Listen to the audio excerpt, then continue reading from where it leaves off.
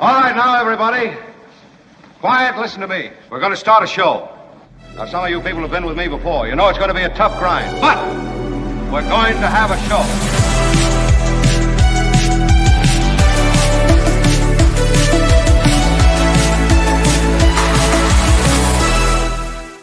Thank you, everybody. Yeah, a little behind technical difficulties.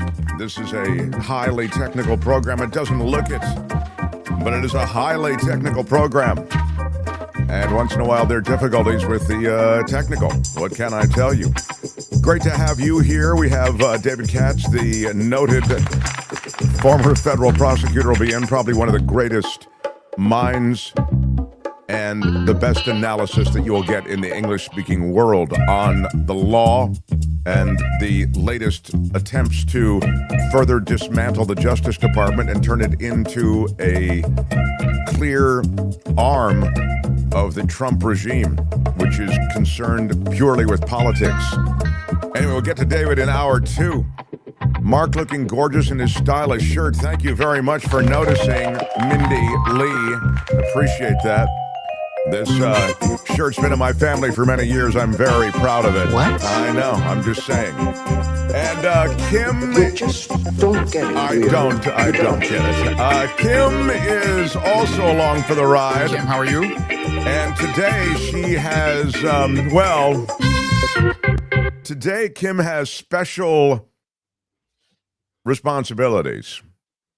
Mm-hmm. Because typically Kim's kind of just hanging out, to be honest. What?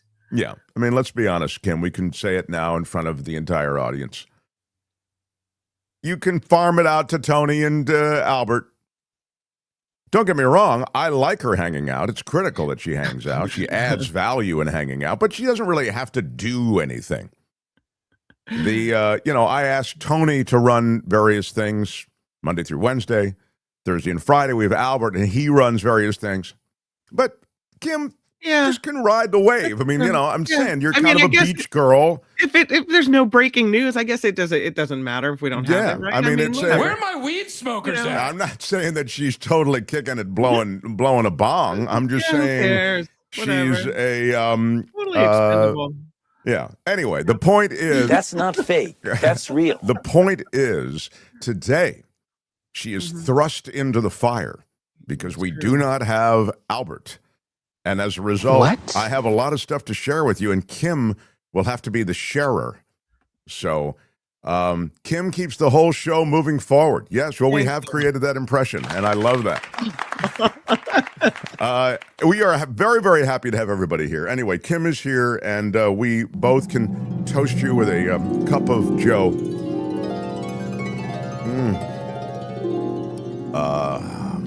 Yes. This is from my Peacefully Resist mug, which is available at getmarkmerch.com with our logo tastefully emblazoned on the backside. I'm drinking Coachella Valley coffee, which is the best coffee on earth. I recommend it to you. I suggest that you go to their website, CoachellaValleyCoffee.com, and you too can drink the coffee of champions.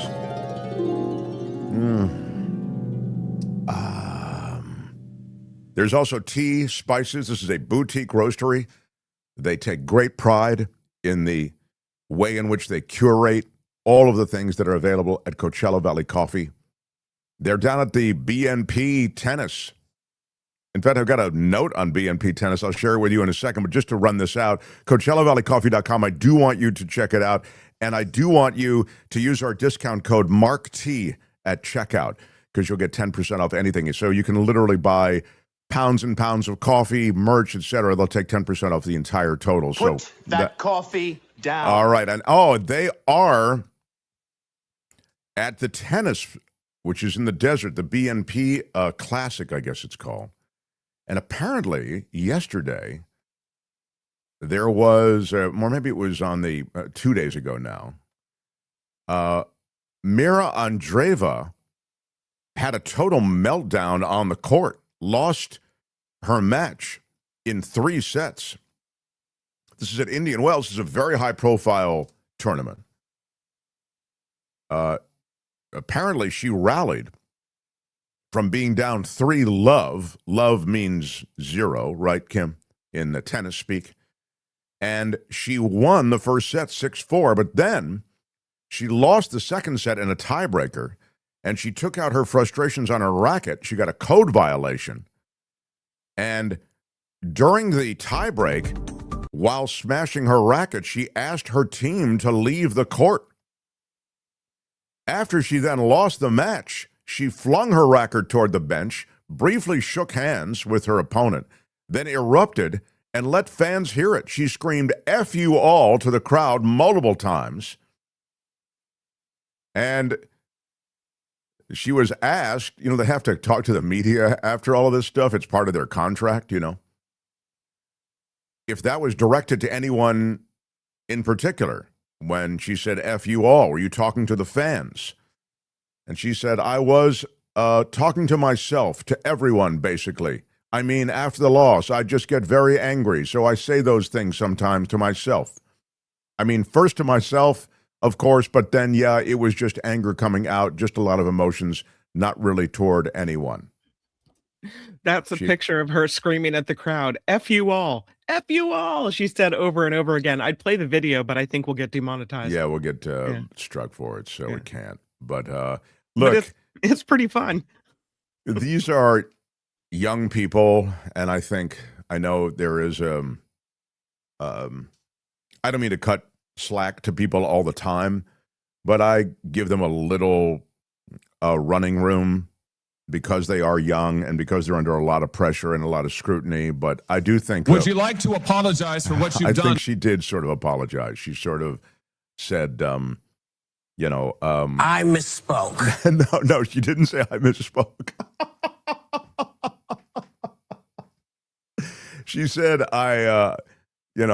sometimes let my emotions get the best of me. Ban her from future BNP events. SCC writer says, wow, they really are tough. I guess everybody's not quite as forgiving as I am. I mean, you could also say this, and then I'll move on. Obviously, this is just a little thing, but I think that it's true that if you instill in players and generally in competition a sense of expected decorum, then you will likely get a certain kind of decorum. That is to say, we lost my camera again. Just yeah, all we lost your camera. We've been having problems with the camera. That's where we started late. Yeah. I'll try to deal with it here in a second. But what I would say also is that to the degree you tolerate this stuff, you're likely to get more of it. Might be, just to finish my point. So maybe there is a premium on, hey, look, they do, they'll fine players and their code violations and, for breaking your racket, throwing your racket, their code violations, and it can cost you points in a match. So they do try to handle it that way. But the point is, maybe you're right. Maybe, I kind of am sympathetic on one level, but I think that, there should be some repercussions. And Sal the Shoemaker says it for me. Somehow this is Biden's fault. Yes, we know it. Yeah, true. I don't know. I thought by the time you got to this level, you'd had to deal with the pressure, and you kind of are more of a professional. You get more, able and ready to handle this type of the pressure or whatever she's feeling right there. But man, she let everybody have it, kicking people off the court, throwing rackets, yelling at the crowd. Yow. Yeah, I mean, Kim, I think, is right. I mean, there's sometimes too much time spent on backhand drills and not enough time spent on how you should behave on the court. Whatever happened to the phrase, it's not whether you win or lose, but how you play the game? No. Yeah, that's an old 50s phrase. We don't do that anymore. Now it's, it's how you smack talk the other person. Kim, please note a couple of things here while I go try to get this camera online here on the other side. Okay. Yeah. So you'll have to speak. Oh, you want me to note the things? Okay. You'll have to note something. Yeah, because I'm going to be off mic. I thought you were going to give me notes. I'm going to be, well, I've got to be You off got to mic. do your thing. Okay. All right. Well, I do want to share with you the one of the issues. I think we have a video that we were going to run. And it is from Good Morning America, because today. Okay, if you're going to do that, let me just, if you're going to actually start the show, I just want to maybe do some comments or something. But okay. But yeah, the GMA thing is fine. We can begin with that. Sorry about the camera, everybody. This is just, I guess, what's happening here on this technically challenged beginning to things. If you're just listening, you don't even know what we're angry about, but we're a little irritated at the fact the camera's on. So if we're gonna go right to that, then right to that we will go. All right, The Mark Thompson Show. One of the big threats to the world, in addition to the carnage, loss of life, the utterly destabilizing nature of this war, the lunacy of this war, the craven nature of this war, the grotesque aspect to the incompetence that goes into even explaining what the hell we are doing, is the very real damage done to the world economy. And oil tankers targeted in the Strait of Hormuz. We've spoken of this since the very beginning. Now it's becoming a bigger and bigger reality, to the point that Trump himself is talking about it. And the specter of an entire shutdown of the strait has led to serious panic in the region. That and what's going on in Iran, in this report from GMA. Smoke and flames pour from this tanker near Iraq. A massive explosion rocks Oman's largest oil facility. Iran effectively shutting down the critical oil passageway. What it means with parts of Tehran reduced to rubble. And the president reacts to a new report indicating American responsibility for the deadly strike on a girls' school in Iran. Breaking overnight, the price of gas rising again as the global price of oil tops $100 a barrel. What it means as the Trump administration announces the release of 172 million barrels of oil from the strategic reserves. Kim, now, I really wanted this next? queued up to the and what point we are learning which about the I indicated on my costs email. of Can this you war. just skip ahead there to the time code that I indicated, please? Thank you. Yeah, right. I want to see the panel. Good morning, Ian. Okay, Yeah, so good we'll morning, try it George. one more As the time. US Here we go. and Israel step Stop. up Thank their you. strikes against Iran. We're having a little. Kim, can you? Okay, you'll go back a little bit. Sorry about this, guys. We don't have our normal technical crew, as I mentioned to you. So here we go. The Mark Thompson Show. As the war continues, the focus turns toward the straits, and indeed, the Strait of Hormuz is a critical choke point. It's now becoming a focal point for this administration as prices rise. The international oil market may seem like an occasional visit for us, but now it's almost an hourly check. There is talk that the price of oil could double, and it's even I just was watching this morning on one of the financial news channels that $200 a barrel is not out of reach. All of this because of what's happening in Iran, that the culpability of the United States in civilian deaths, the recklessness with which America is pursuing this war in Iran. Let's check in on what is happening, at least through the eyes of Ian Pannell, who is there for GMA. Here you go. Tel Aviv. Good morning, Ian. Yeah, good morning, George. As the US and Israel step up their strikes against Iran, the regime there retaliating, warning that, quote, any vessel whose cargo or oil shipment is destined for the US, the Zionist regime, as they call it, or hostile partners, is going to be considered a legitimate target, telling the world to prepare for, quote, oil to reach $200 a barrel. Overnight, amid the ongoing war against Iran, the global price of oil skyrocketing, topping $100 a barrel, despite President Trump's promises of relief.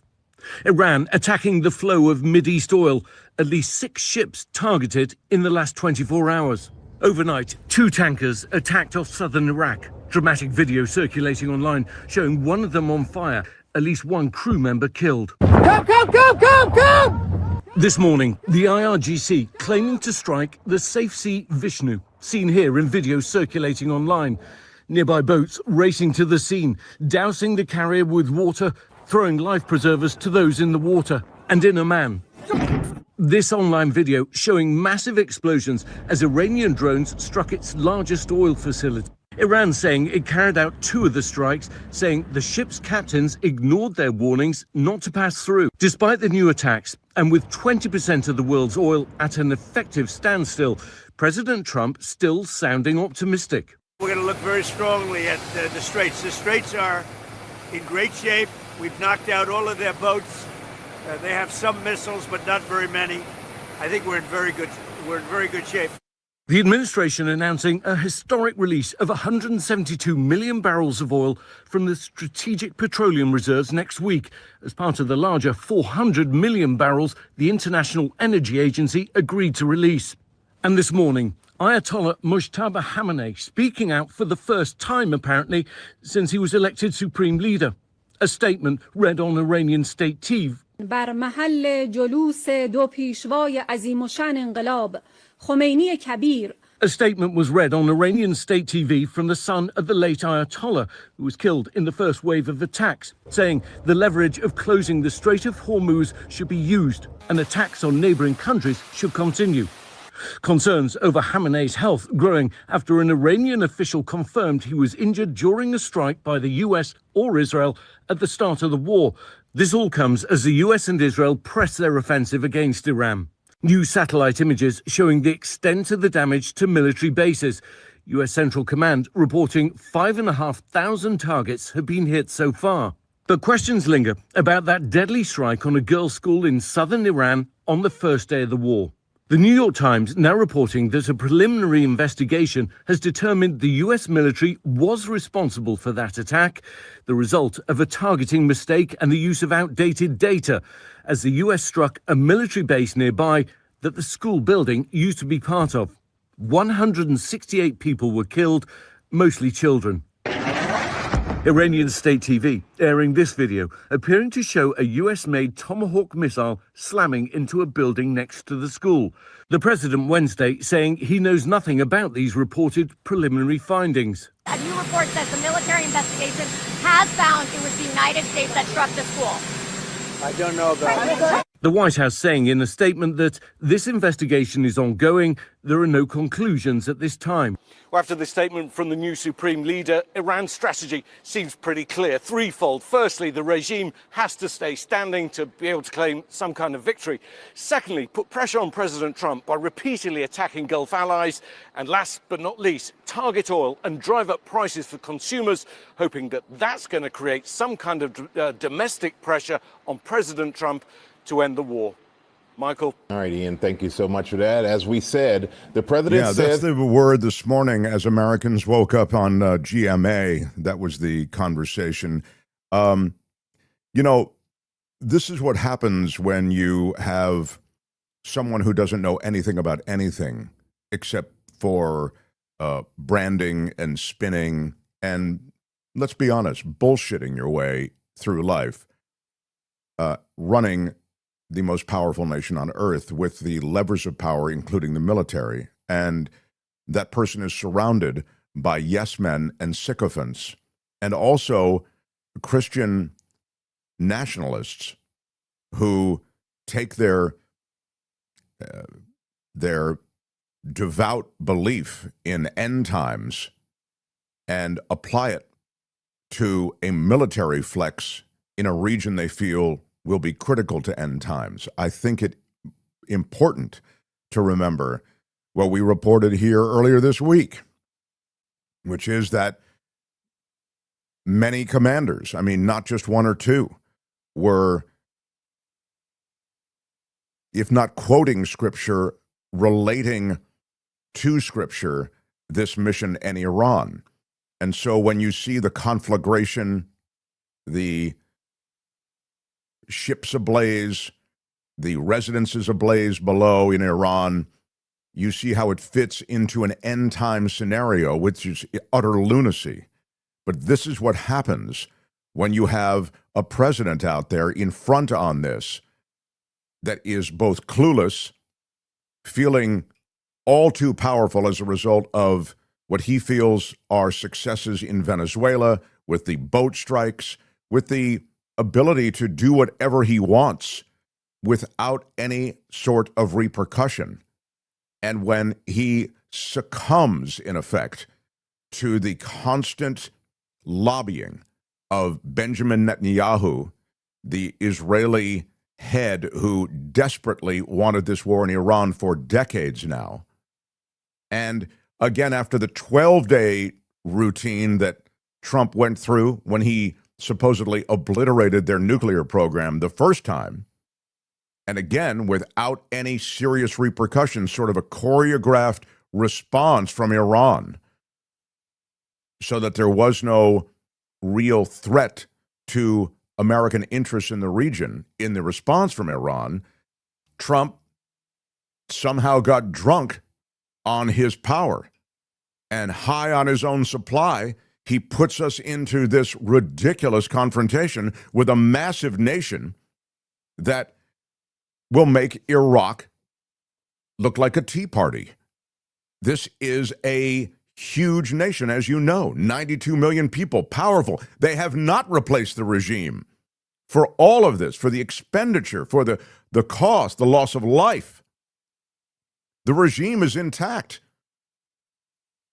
The son of the guy you took out is in power, wounded, but in power. And he is a more radical cleric than his dad was. Meanwhile, what you see in our president is a guy who's just BSing.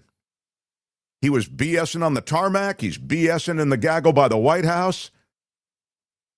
Talking about oil prices. Now he's spinning this. Try this on for size. Rising gas prices are a good thing for all Americans. What? He argues that the country's oil producers are making more money, and that's a good thing. The United States, he wrote, is the largest oil producer in the world by far. So when oil prices go up, we make a lot of money. Yeah, we make all that money. We do, right? When oil companies make money, don't we all make money? It's absurd. I mean, if you ever wanted a kind of juvenile spin, that's it. Crude oil prices surging past $100 a barrel. And Tehran is warning they may hit $200 a barrel. But of far greater interest and importance to me, he wrote, said Donald Trump in this writing, as president, of far greater interest to me as president is stopping an evil empire, Iran, from having nuclear weapons and destroying the Middle East and indeed the world. I won't let that happen, exclamation point. Meantime, the strategy, the substantive strategy, reflects what I'm talking about. A chaotic, shallow inability to really understand what you started.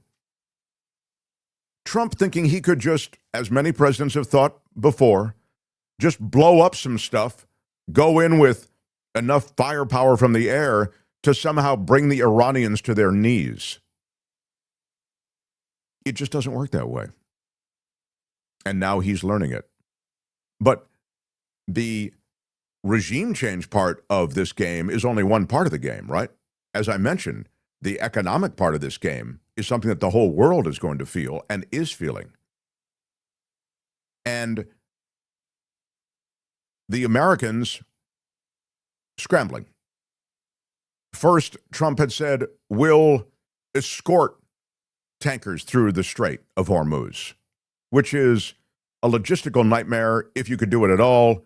It's also probably not feasible in the sense that you're not going to be able to avoid the threat in the Strait of Hormuz.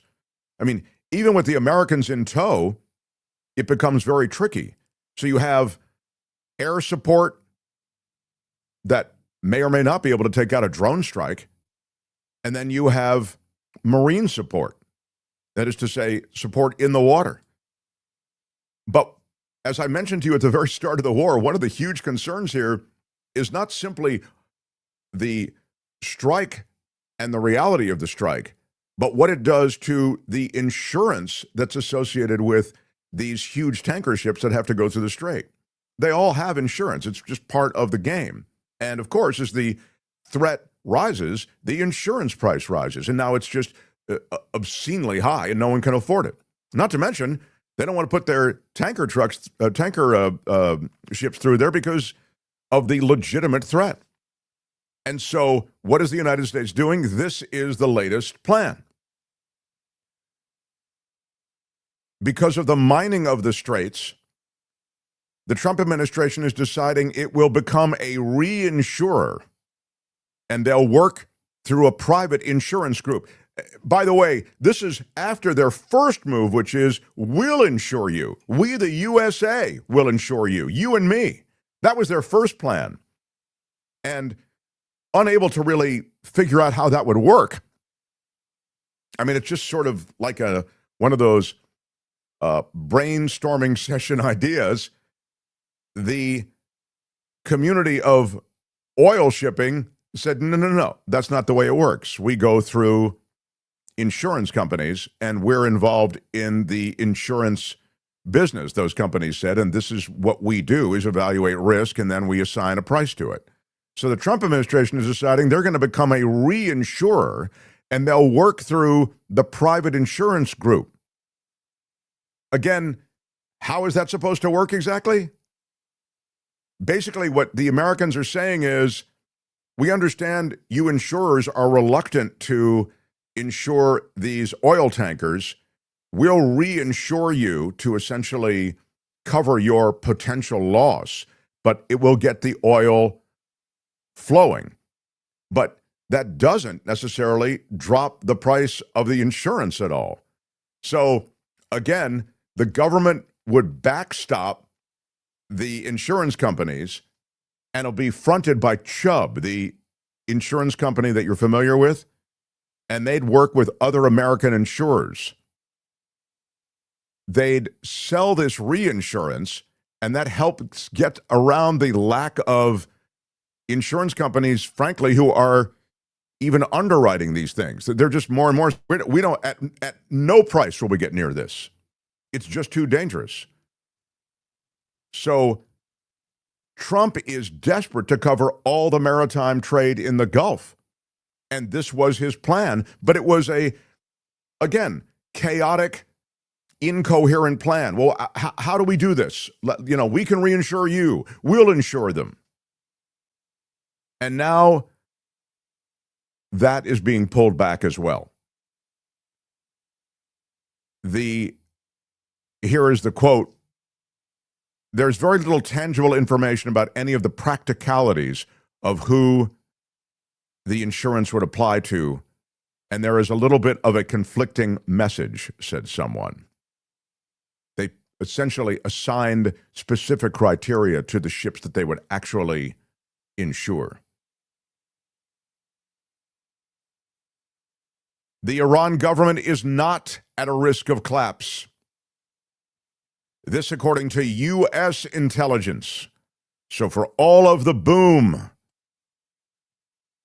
the regime remains. U.S. intelligence indicating that Iran's leadership is still largely intact, not at a risk of collapse anytime soon. After 2 weeks, more or less, of relentless U.S. and Israeli bombardment, the Iran leadership is still largely intact. A multitude of intelligence reports suggest, quote, consistent analysis states that the regime is not in danger of collapse and, quote, retains control of the Iranian public. With political pressure over soaring oil costs, Trump is saying he might end this military operation soon, but finding an exit ramp might be hard. The intelligence reporting underscores the cohesion of Iran's clerical leadership, as is stated here, despite the killing of Supreme Leader Ayatollah Ali Khamenei. Israeli officials in closed discussions also have acknowledged there is no certainty the war will lead to the clerical government's collapse. The sources stressing that the situation on the ground is fluid and that the dynamics inside Iran could change. the Office of the Director of National Intelligence, of course. That is your Tulsi Gabbard. You know Tulsi. You remember her from the seizing of the Georgia polling information and voter information. She declined comment.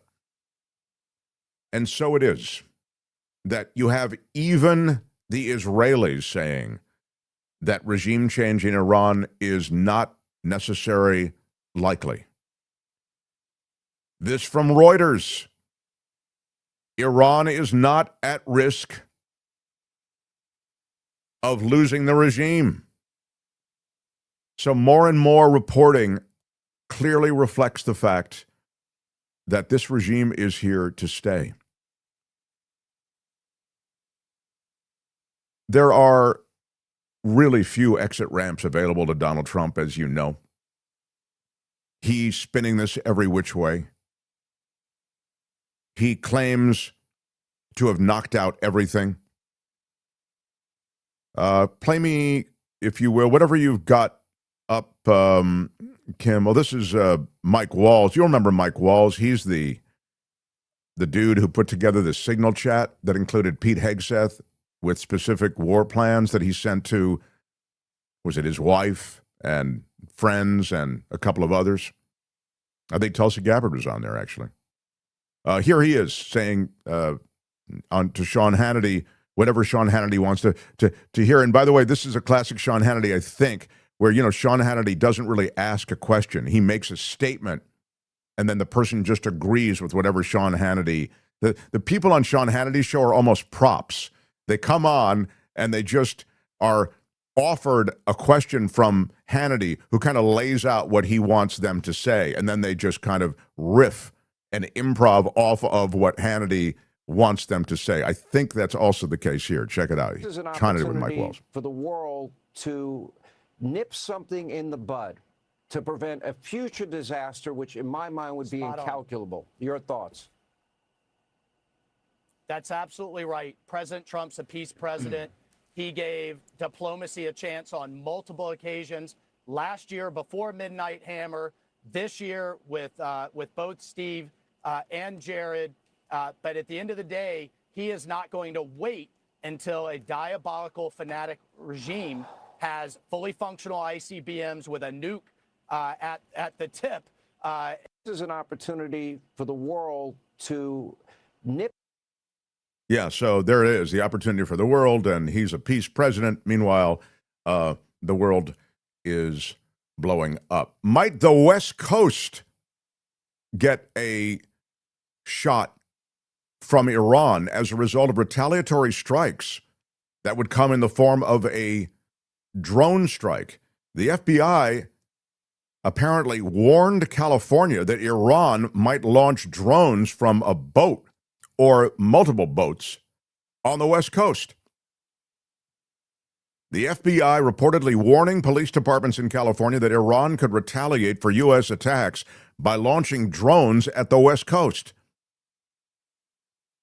When asked if he was worried that Iran may increase its retaliation to include strikes on U.S. soil, U.S. President Donald Trump said what? Is Donald Trump worried? If you guessed no, yes. He says, I am not worried. The U.S. and Israel, of course, carrying out strikes on Iran for nearly 2 weeks, launching the Gulf region into a war, and Tehran has carried out retaliatory strikes in response that killed U.S. service people. And as you know, those casualties have not been reported accurately. This is all part of the Pentagon glossing over what is a very complicated and extremely expensive endeavor, both in terms of literal dollars and cents and also human cost. We required back to the FBI threat that the drones may affect California. We recently required information that as early February 2026, Iran allegedly aspired to conduct a surprise attack using unmanned aerial vehicles from an unidentified vessel off the coast of the United States homeland. specifically against unspecified targets in California in the event that the U.S. conducted strikes against Iran. So it was, in a sense, a threat to those who also issued a threat. This is before the war actually started. In typical FBI fashion under Kash Patel, we have no additional information on the timing, method, target, or perpetrators of this alleged attack. Governor Gavin Newsom, who is the top dog in California, said the bulletin was one of many security updates that the state got from federal partners and generally receives from federal partners every day. California, he said, has elevated its security posture since the start of the conflict. The governor's Office of Emergency Services actively working with state, local, and federal security officials. Spokespeople for the FBI are mum on all of this, but officials are downplaying this risk. But the governor is saying you should be prepared. Multiple U.S. and California law enforcement and intelligence officials are saying there is no known specific threat underpinning the memo. It's disturbing nonetheless.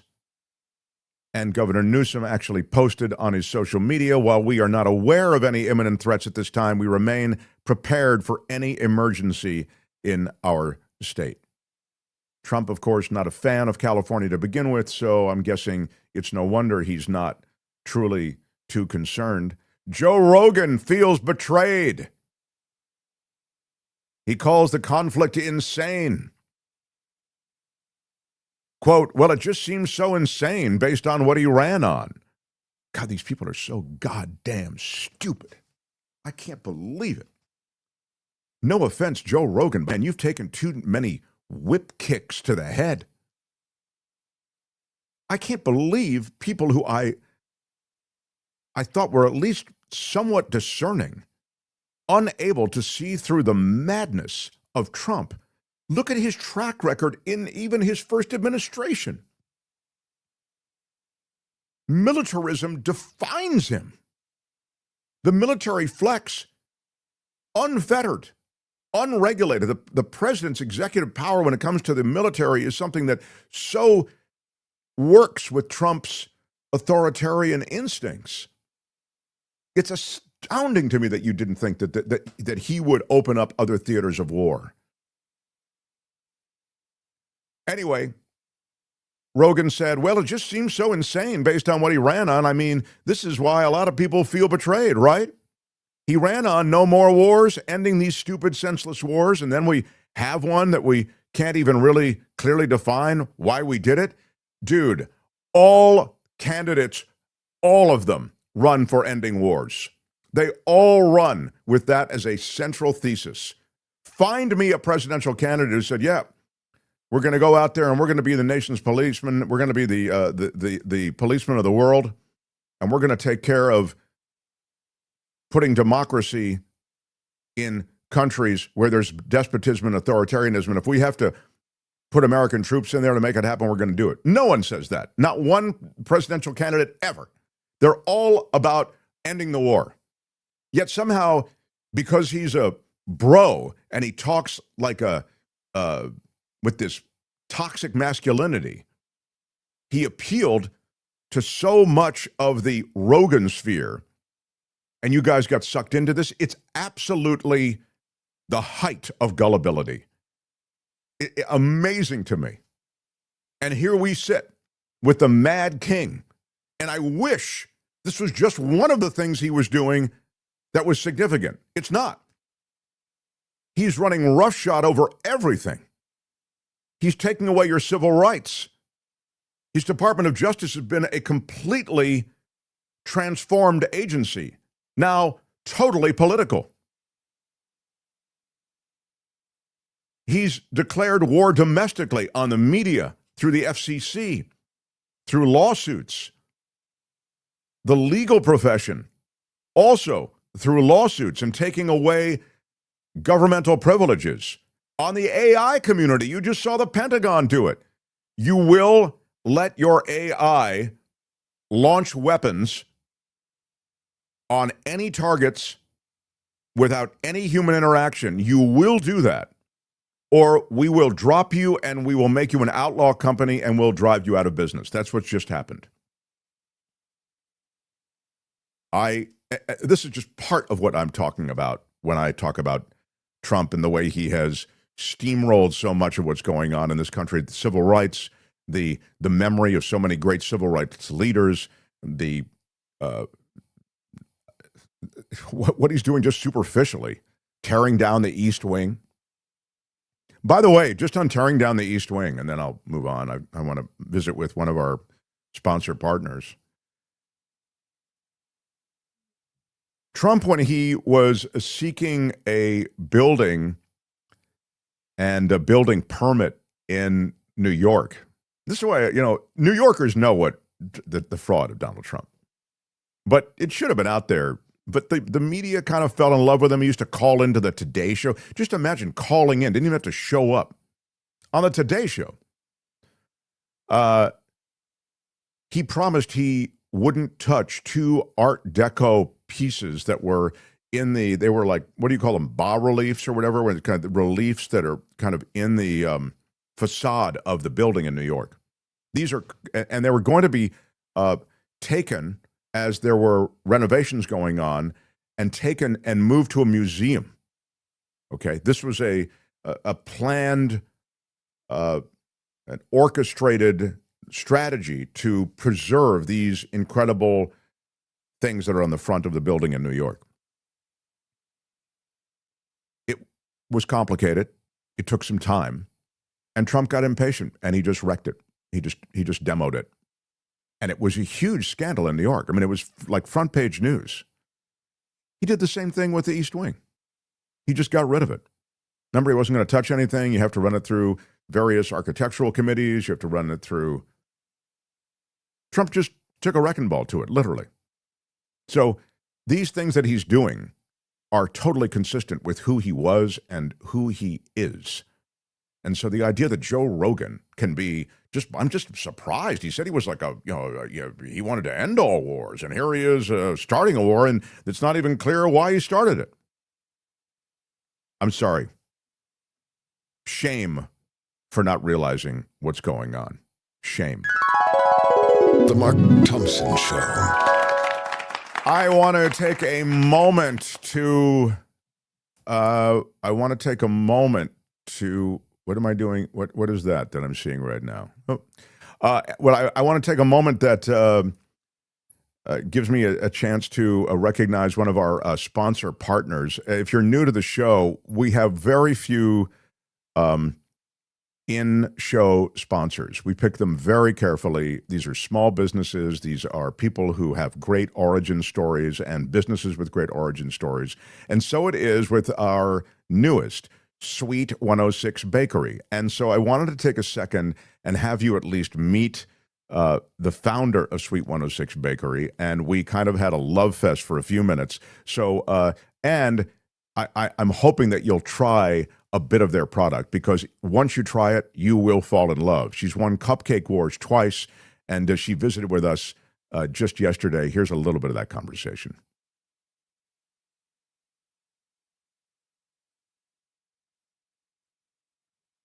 It's coming. In 3, 2, 1. No? We can do it later. You want to do it later? The Mark Thompson Show. I delight in bringing on this person. She is the brilliance behind Suite 106 Bakery. And welcome her now. Christy, everybody. Christy is here, and my darling other half, my better half, Courtney, is here also.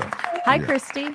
Hi, Courtney. Mark. I'm so excited to be back on again and so excited to talk about our new launches. Yeah, that's really why we invited you on, because there is and we sampled them, and they are a piece of heaven. Honest to God. I see why you won Cupcake Wars twice. I see it.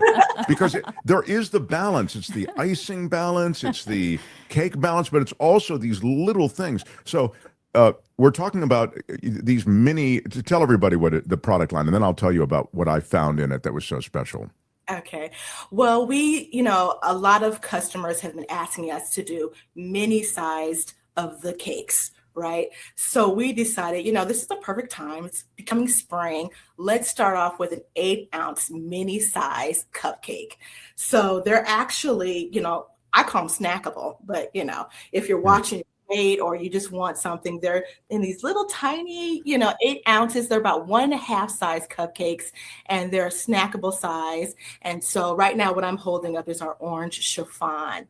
And that orange chiffon is so good. So here's the thing. It actually was the thing I was going to mention was with the orange chiffon. There is, and I asked you about it, Courtney. What is it? There's what do they call that? The like when you intoxication, obsessiveness. No, there's it's not just orange flavor. It's, I guess orange zest. Zest is the word I was looking for. Thank you. It is just enough, so it is this brightness in every bite. Yeah, but it makes it's it a not very like clean overpowering. taste. That Yeah. zest is so good, It's so and it's not too much. good. It's like just the And right the amount. crumble at the top. Yeah, it's There's very so many light. textures. Yes, it has our signature crumbles on top. Oh It's my very light. It's like summer and spring right in your hand, right in the palm of your hand. But it is made with seasonal blood oranges and navel oranges. It's infused right into the cake. And then it's layered on top with more of those seasonal blood oranges and navel oranges zest inside of this fluffy, creamy frosting. And then it's layered again and again. And it's topped with our signature cake crumbles, which have another nice zest of orange, navel, and blood oranges right on top. It's so delicious. It's such I was inspired by this. It's a light chiffon cake. I was inspired by this of my growing up in the early 80s and 90s in Chicago. And it was a time my mother, she was a homemaker. She stayed at home. She was a stay-at-home mom, but she decided she wanted to go back to school to become. And my father, who took care of us, a family of 6, he said, you know what? Yeah, go back to school. I'll take care of the kids. So he cooked our meals, but he couldn't bake like my mom. So we would have this that would come around in Chicago all times of the day and night. So he couldn't bake like my mom. So he couldn't provide that treat at the end of our meal. So he would allow us to go to the ice cream truck. And I would always get the orange dreamsicle. It tasted kind of like, the orange Julius. And this is where this inspired me. It had a core memory. And I said, you know what? I would love to make a cake like that orange dreamsicle. So that is where this inspiration came from. It really works. That's a great sort of backstory. It's a really nice backstory. And it is nostalgic in that way. But it also feels so right for summer and spring. Yes. Because it is that, It's just delicious. It has that delicateness to it. So it's just one of the 3 that you're rolling out. There's also the chocolate mocha. And the thing about the chocolate mocha is, I guess it is infused with one of my favorite beans from Coachella Valley Coffee, which is this Ocotillo espresso. Yeah, honest to God. Ocotillo and Elgato are my favorites. Yeah, it is. Yeah. And there it is, the chocolate mocha. So it's the same sizing. Yes, it is. That is my favorite. I asked Cliff, what kind of espresso would go with our chocolate cake? And he said, the Ocotillo. And so he sent me some of the Ocotillo to try, and I paired it with our chocolate Belgian cake. And man, I was an explosion of flavors. It was so delicious. The boldness of the Ocotillo and the sweetness of the cake made the perfect pairing. So we use Coachella Valley Coffee's Ocotillo espresso in the cake and actually in our frosting. It's a mocha mascarpone frosting. So it has the Ocotillo in the frosting, it has mascarpone, and it has mocha, and then it's topped with another layer of chocolate ganache, and then the layers go. And then it's topped with our signature swirl. So you can think of it kind of like a chocolate tiramisu. Sort of speak. Oh, that's right. Yeah, that's a good way to think of it. That's a really good reference. Because every layer has a different. And I want to say too, it's not overpowering on the espresso coffee flavor. It's just like this harmonious blend of the two that's just done so artfully and expertly well. It's just amazing. The balance of flavoring that you do so well is really tricky. And you find that in the kind of dessert world where something can be, it's good, but it's like overpowering. Everything with you is really well balanced. So there's a cinnamon roll also. That's the third rollout here with Our third rollout. Yeah. Yes, our cinnamon roll. And if you've ever gone to every mall in America and you've seen Cinnabon, right? There's a Cinnabon store. Well, it's nothing like that. It's better. It's nothing like that Cinnabon, it's better. It's all natural. It's a natural cinnamon cake, and it's made with our signature cinnamon sauce embedded into the cake. It's topped with our vanilla bean cream cheese frosting, and then you're going to get that signature sauce right on top of that, and then you're just going to go layer again, and you're going to get on top our signature swirl. And this is perfect if you're going to warm this up in the microwave for just a few seconds. You're going to be in ooey gooey heaven. It is so delicious. Oh my goodness. And I love that she just said that I can. So when I take the stuff out of the fridge, sometimes I'll just eat it cold and it's delicious. And it just explodes in my mouth. I like cold food too, but trust me. Okay. The cakes, right? They last 2 months into the freezer, but if you set it out for, let it get to room temperature 45 minutes or so and pop it into the microwave, you will not regret it. It is so the flavors move back together, and it is just a creation of goodness. Well, I have to fake a level of civility and not eat the entire thing. Yeah, it is I pretty. have to pretend that I can't eat the whole thing and put it in the fridge when I easily could. But you're right. We have to take it out, let it go to room temperature after we've eaten part of it. But whatever way is best for you. But I find it for me that, and if you're going to eat it right away on arrival, I pop it in the microwave. Just let those flavors melt back together. Oh, wow. So you're going to That's get it like it's fresh off the oven. It is just a perfect balance. And it's because it's all natural and organic. I suggest you keep them in the freezer. Treat it like ice cream, That's a great pro tip. From the master. I didn't know. Don't leave it out on the counter for days because it's an all natural organic product. And, as we know, it doesn't have a long shelf life. So throw that sucker back into the freezer. Oh my God. We can pretend like we'd have even one left after we do. We down it. It's embarrassing. We down it all. So there was a quickly. moment when Mark was like, "Are all the Sweet 106 cupcakes gone?" And I had to pretend like I don't really know. Yeah, no. I really have to. Courtney, we fight over it. Yeah. They are just the most wonderful thing, and they're in these gorgeously designed containers. They're really easy to ship. They're really easy to bring somewhere.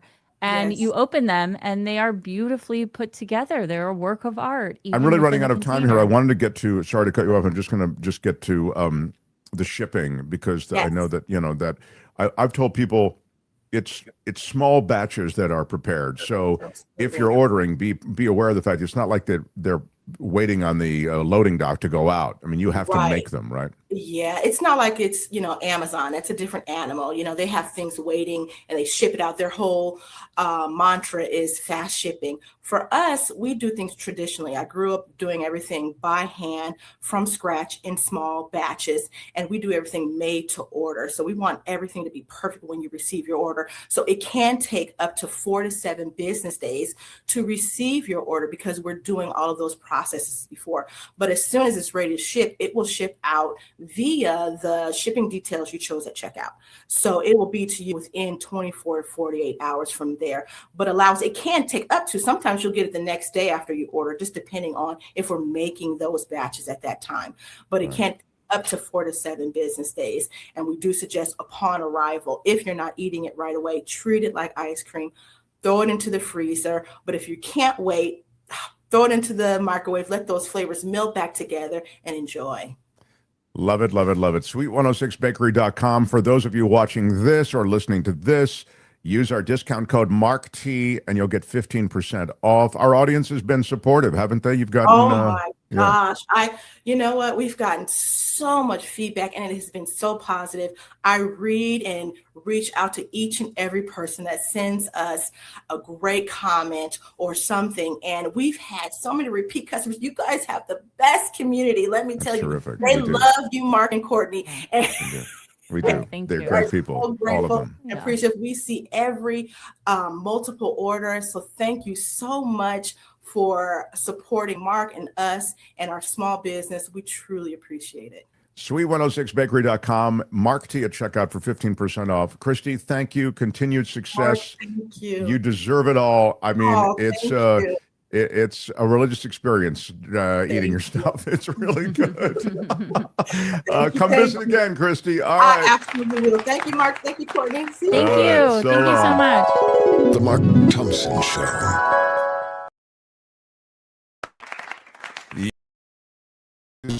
Yeah. Really something special. We are so delighted that they are our sponsor partners. And thank you, Christy, for stopping through. Really, really cool to talk to her and spend a couple of minutes with her. So thank you. Now I will get back to business. And as I do it, I will tell you that The Mark Thompson Show. One of the things that defines this administration is the juvenile way in which they troll and feel somehow that by trolling their opposition, whoever the opposition is, it might be the Democrats, blue states, DEI advocates, whatever, they troll in the most insanely juvenile ways. And so it is with the war in Iran. They start a needless war, absolutely a war of aggression, a self-inflicted wound on America and the world, a war you didn't need to start, and a war that you have no plan to finish. And consistent, they offer up this ridiculously juvenile and horribly fetishized, meaning the military and war is fetishized in many of their videos. They offer up this offering. And now we can't run the music, but I can show you that it is a bowler, a champion. Just go ahead and run it if you would, please, Kim.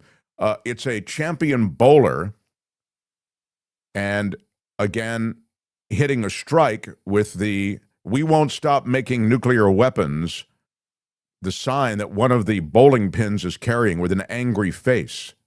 This is serious. This comes from the White House.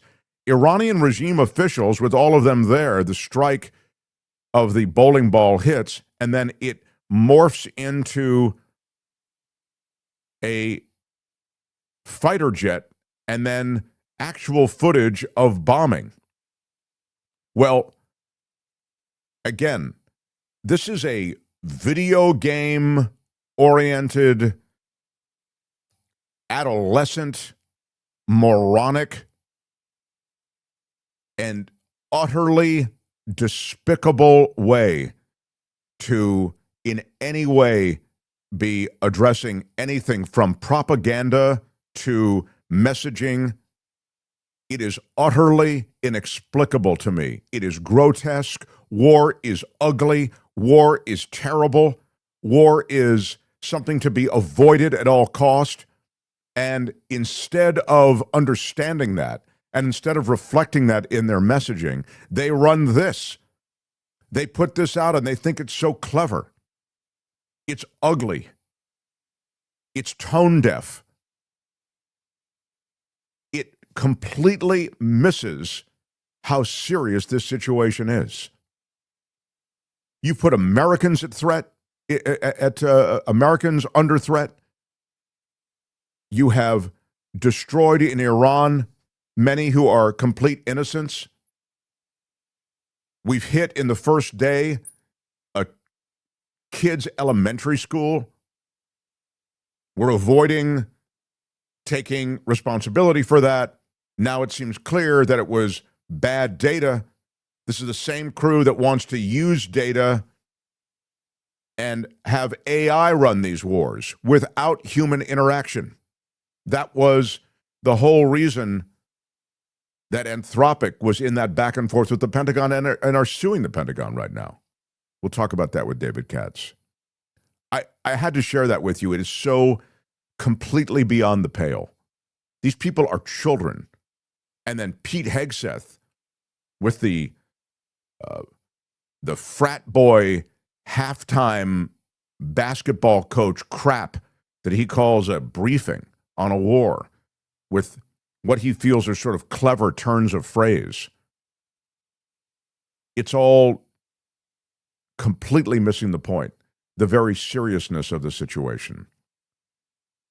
On the Straits of Hormuz, I will update you on the situation there and why it's so hard and may take months to reopen the Strait of Hormuz after David Katz. But right now I've got a distinguished attorney waiting, so I will get to him. The Mark Thompson Show. David Katz, before we have you on, I need you to turn your camera because I think you're on a camera, you're on a video camera that's turned to its side. So I need you to rotate it, please. Rotate it, and as you rotate it, we will be able to get a cleaner picture from you. That's it. Perfect. That's the way it needs to sit. Very good.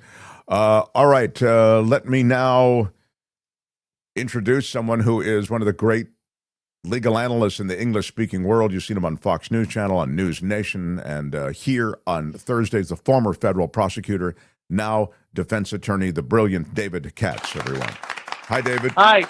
Great to be with you, Mark. Can you see and hear me? Because I'm in San Diego. I can see and hear you, and I'm so glad that you made time for us, and thank you for kind of improving this from, some place that's not your normal spot. I'm at the American Bar Association white-collar conference, and it's boycotted by the Trump administration, so we're talking about criminal law. There's over 1,000 people, federal criminal law, and there's not one person from any part of the administration. Unbelievable. Boycotted. Yeah. Boycotted. They don't like the ABA. They don't like any of the lawyers in America. It's just astonishing. They should be here giving their side of the story, but I guess they feel like their side of the story is so weak, it wouldn't even hold up to having an argument. Well, revisit for us something that I think we touched on, and that is just to get us started, because it's apropos of where you are, the fact that the administration has begun this this effort, the Justice Department has, to somehow indemnify themselves or protect themselves from any kind of legal action on the part of any federal lawyers who are acting on the part of the Trump administration. So if they do something unethical or even illegal, they could be completely protected from any kind of repercussions. Well, here's the situation, Mark. Let's assume that a federal judge orders you as an attorney to do something. Whether you're a government attorney or you're a private attorney, you have to do what the judge tells you to do. You might ask for a stay. You might try to take it to the Court of Appeals. You might say what the judge ordered me to do is illegal. But if the final judgment is that you didn't comply, you could be in contempt of court. If you do it in the presence of the judge, you could actually be locked up. So the question is, what is the role of the bar associations, which govern the conduct of lawyers in that situation? And two things can happen. One, it might not be directly in the presence of the judge, and so there might be an issue that the judge couldn't actually hold you in contempt, but the bar, taking sight of what happened there, could punish you professionally. The other thing is that there are people who do not appear in front of the judge. Let's assume that you're part of a group within the Trump administration that's encouraging not to follow the judge's orders. They're saying, even though the judge told the prosecutor who was in court to make sure that these 80 people are released from custody because they're being wrongly held in immigration detention, let's not release them.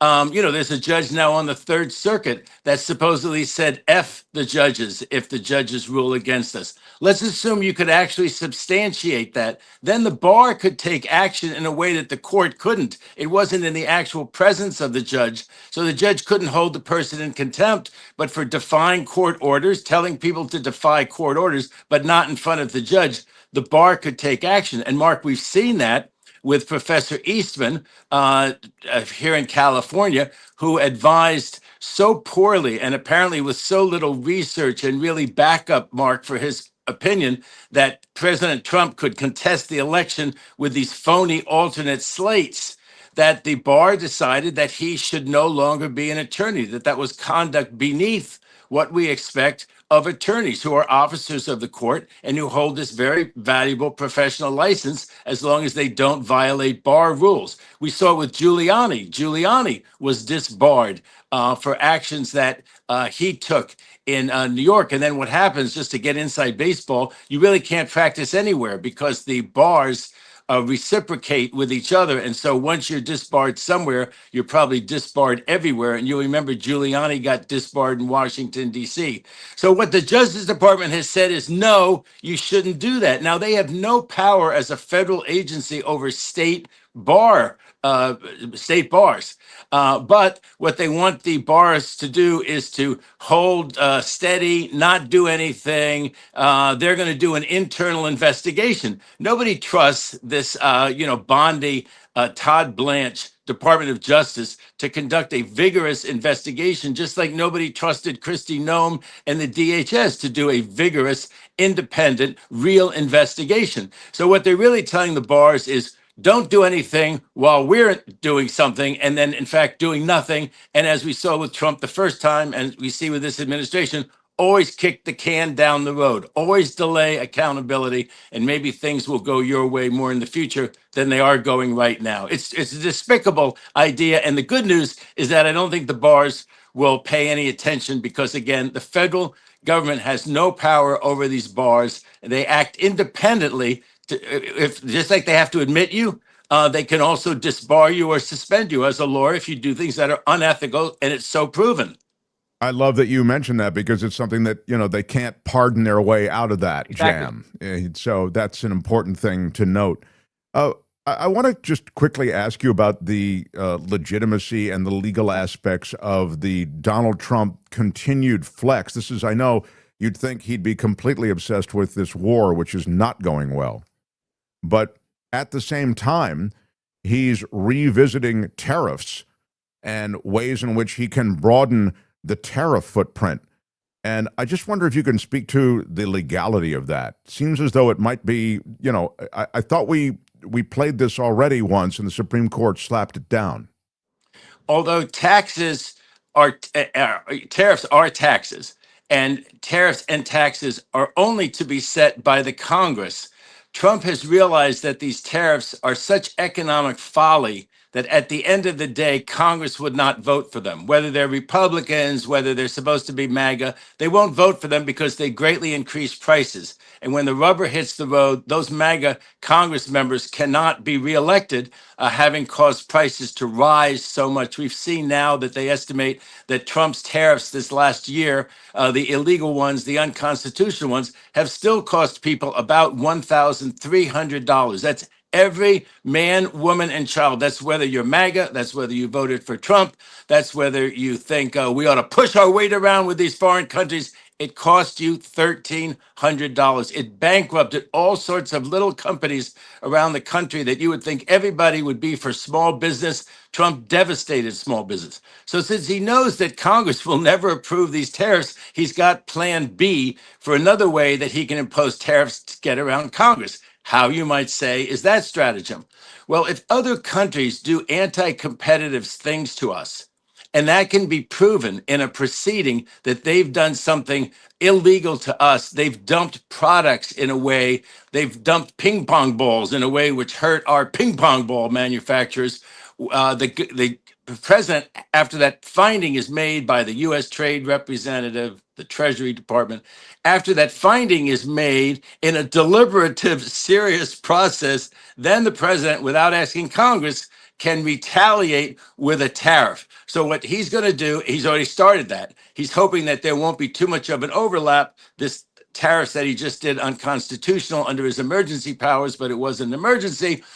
Quickly, he's going to try to support the 10 and 15% tariffs, not present them to Congress, and say that they're in retaliation, and say that everybody's scheming against us. Everybody's doing this with steel. They're doing it with this product and that product.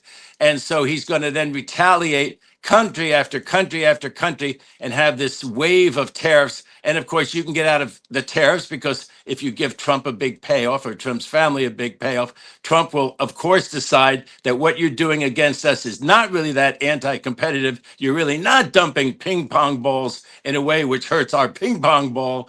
And therefore, he will relieve tariffs for people who play ball with Trump and his family. Personally, he's going to try to do the same thing he did before.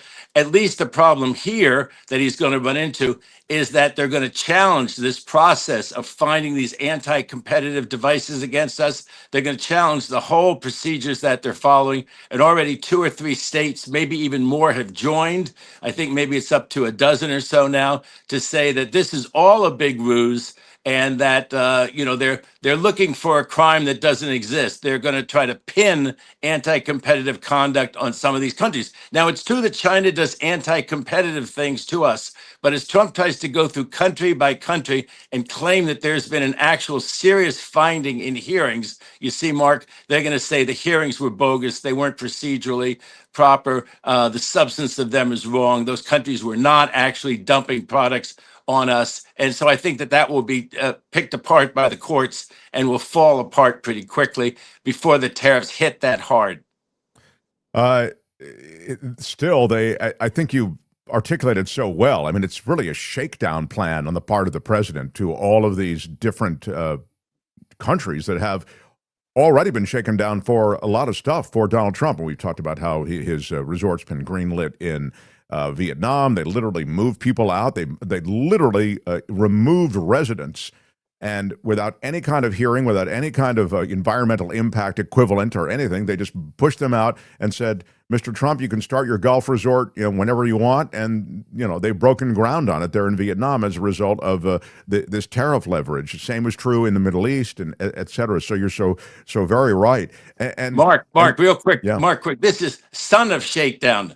And now they'll go to Vietnam and try to shake them down to approve another golf course, because this time they'll say you've dumped floor mats. You're producing floor mats with some kind of an add-on over there to hurt our domestic floor mat industry in the United States, and therefore 15%, and then Vietnam will greenlight another golf course of Trump's. But I think this one's not going to work either. And by now he's so unpopular.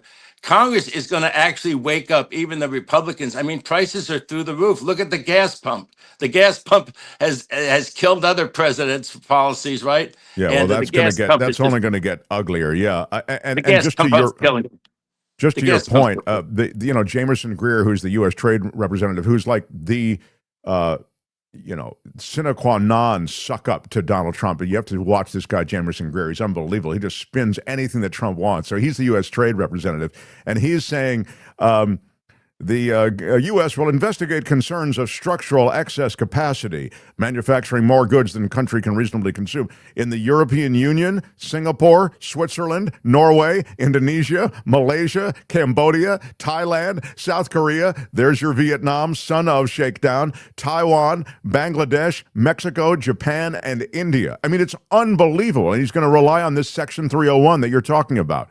And so, if he can get away with it for a while, as you suggested, he'll do it for as long as he can get away with it, and then it will be challenged in some sort of court. Absolute lunacy. I want to ask you about... It's being challenged already, Mark. It's being challenged already by many of the states. The lawsuits have already been filed by very many. New York, California, many other states have jumped on board. Some red states will jump on board, Mark, because the tariffs are hurting everybody, all the American consumers. Professor Katz, Luis, is saying though the strike on the school resulting in the deaths of all those kids appears extreme incompetence, can the U.S. be charged with a war crime? I mean, the U.S. isn't a signatory to The Hague in any way, but can they? What is the result of this? Luis's question is a good one. This horror that was the result of a U.S. Tomahawk missile. Well, it is a horror. We talked about it before. Trump has tried to say that the United States is not responsible. This is something awful by the United States. I mean, Mark, when have we talked about something like this? Decades ago, we had My Lai massacre. But this is not a United States thing. Thank God. We're never going to be a country that goes around blithely killing 180 schoolgirls. And now what Trump's tried to do, Mark, is just awful, to try to blame it on the Iranians. They don't have a Tomahawk missile. You have to program a Tomahawk missile in ways that they couldn't possibly have programmed it. The evidence is just overwhelming. The New York Times has done great work exposing this. We Well, there are did pictures it. of it. There are pictures of it with the actual U.S. markings. So, but Right. to Luis's question, is there an international court that holds any nation like the U.S. to account for something like this? We do not accept the United States, the jurisdiction of that court. And so we are not a member of the ICC, along with some real rogue nations. The Europeans do accept the jurisdiction of the ICC. One reason they've refused to go on some of they refuse to help us, let's say, with Venezuela. People say, well, Venezuela is a war crime. That's very nice for you to say that, but what real impact does it have? Well, one of the real impacts it has is that the countries that are not rogue countries, the countries that are not the United States in this situation, not accepting ICC jurisdiction, they can issue a warrant, which means that you'll get a red notice like any other criminal, and you won't be able to travel to third countries. And the Europeans are very worried that what we did in Venezuela was a war crime, that the court would so adjudicate and they would issue warrants for people who actively went along with it, including military personnel from European countries.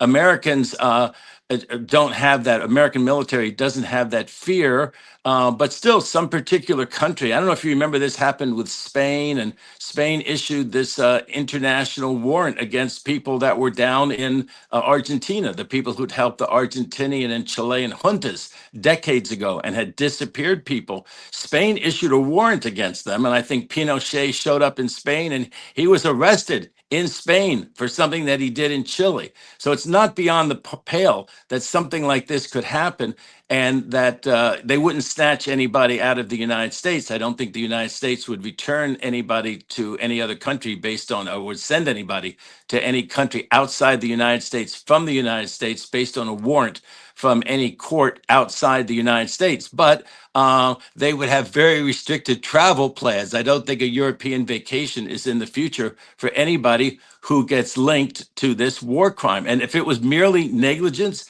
I mean, come on, negligence that kills 180 people, that's criminal negligence. That's terrible. I mean, they don't have an updated map. We had all the time in the world. You know, don't bomb that place, right, Mark? Hold off. It was day one. I mean, so, you know, as you say, yeah. Hold off on that one. It's so near the school. I mean, prudence, just prudence. Yeah. I mean, it's remarkable, and Luis, I think, states it properly. Thank you, gents. Fascinating how we are now in line with rogue nations. Sad with what the U.S. is becoming, indeed. But, you know, it was always the case, David Katz, that we weren't signatories, I always felt, for that reason. We didn't want to be held to account for those things that were going on. At the time, it was in Iraq, but as now we see, it's in Iran. I want to ask you and turn things a bit domestically. The reinvestigation or continued investigation into Jeffrey Epstein is something that is being done with kind of a renewed vigor in New Mexico. He had a ranch called the Zorro Ranch, a property kind of near Santa Fe. And it's clear that what was going on there was, again, horrifying. There was everything from eugenics of a sort going on, which I will discuss in future shows and on different days, not right now. But there even appears to be evidence that there were killings there, that women were involved in sex acts with men, rough sex, tough sex, I mean, strangulation sex, and that these people ended up dying, and that there are bodies there on the ranch. I would love to hear you speak to this overall situation and the investigation with a specific question about kind of the legal focus, because I'm curious. I get that everybody wants the truth about Epstein, and the more we peel back, the uglier it gets. And this is, I've just described sort of the heart of ugliness there at that Zorro Ranch. But what's the legal end game? Who's being held responsible? Or is it just this story that continues to unfold in the most grotesque ways? Well, one thing is that supposedly Epstein chose New Mexico in part because you didn't have to register as a sex offender there, even though he had been designated a registered sex offender in Florida. And let's say he'd have come to California, he would have had to register. That's like we were just talking about, this reciprocity between the states. But apparently it did not exist at that time with New Mexico. So he did not have to be a registered sex offender. Whether the local police knew about his case or not, we don't know. But obviously, one of the things that you're worried about is that he suborned or somehow got local police authorities under his control, just as you worry that in the Virgin Islands, he had way too much sway with some of those police officers down in the Virgin Islands. So I think that's one place that, let's say, a Democratic administration would start. There's no statute of limitations on murder.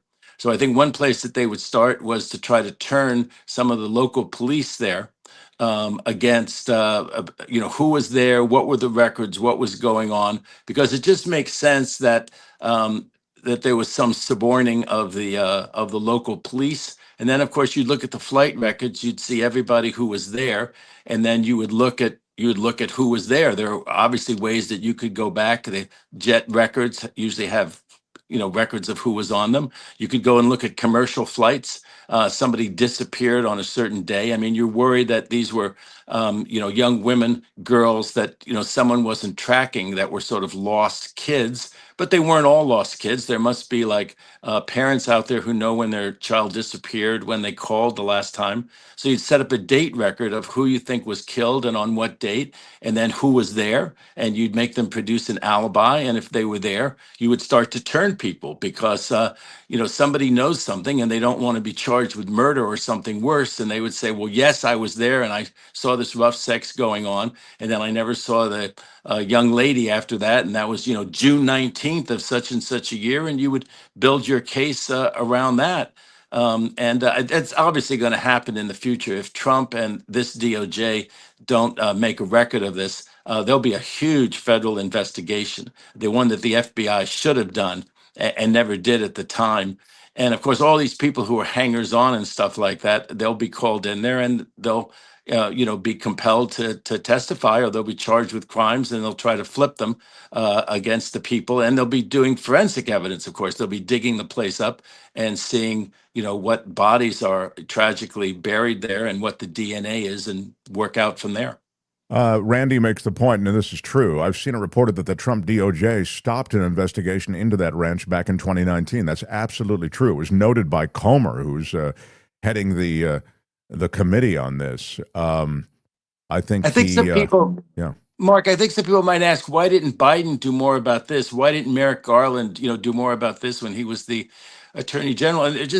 And it wasn't like people were clamoring for this, and there was, someone could say the same about Biden or Merrick Garland. This thing seemed to have hit a critical mass around 2019, 2020. Then we're into the pandemic.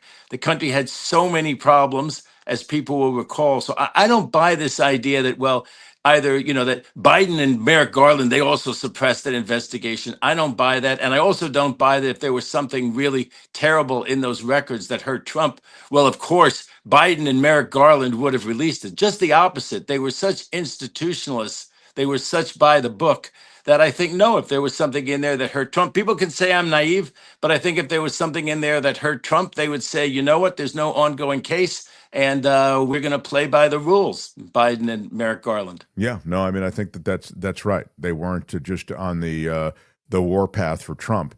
But it is remarkable that once the drumbeat for the release of the Epstein files hit that kind of feverish pitch, that we end up with this release of so much that looks so damning. I mean, I'll get to this in days ahead, but clearly, I mean, Jeffrey Epstein, the New York Times did great reporting, links to scientists, links to, Nobel Prize winners, links to obviously very, very wealthy people, but had talked for a long time about a eugenics program. And he talked about it actually being centered there in New Mexico at that Zorro Ranch. And I'll, again, speak of it in days ahead.